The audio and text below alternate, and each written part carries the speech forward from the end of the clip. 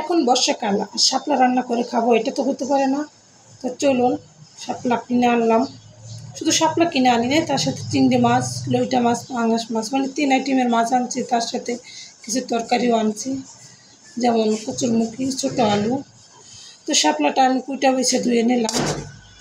ধোয়ার পর একটু ভাপ দিয়ে নিলাম, যে কালসা একটা ভাপ থাকে আর কালারটা চেঞ্জ হয়, তো ওইটা আমি সেঁকে নিলাম। সেঁকার পর চলে আসলাম মূল রান্নায়। তো মূল রান্নায় আসার পর অলরেডি তো শাপলা রান্নার জন্য সরষের তেল দিয়ে দিলাম। তো ইদানিং আমি সরষের তেল দিয়ে রান্না করি।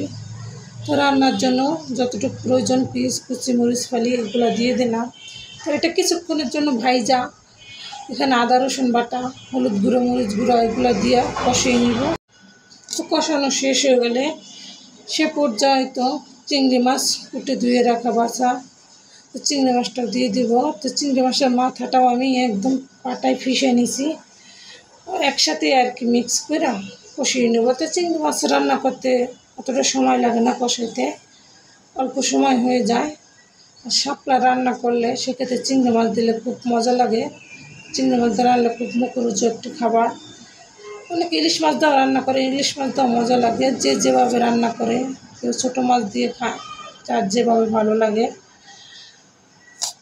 তো আমি আজকে চিংড়ি মাছ রান্না করলাম। তো এই দিকটা চিংড়ি মাছ এই যে আমার কষানো শেষ প্রায়।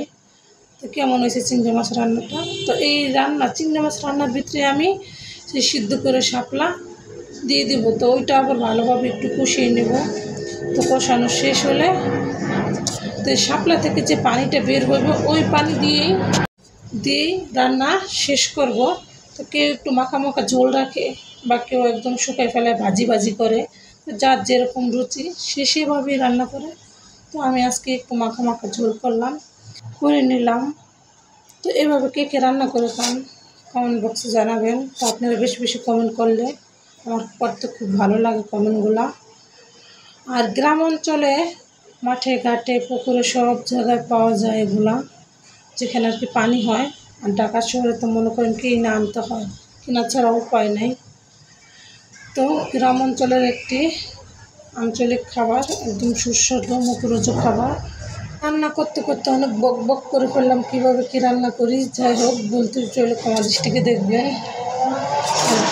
আর আমাদের রান্নাবান্নার ভিডিওটি যদি ভালো লাগে লাইক দিয়ে পাশে থাকবেন, বেশি বেশি কমেন্ট করবেন, এমনকি বেশি বেশি শেয়ার করবেন।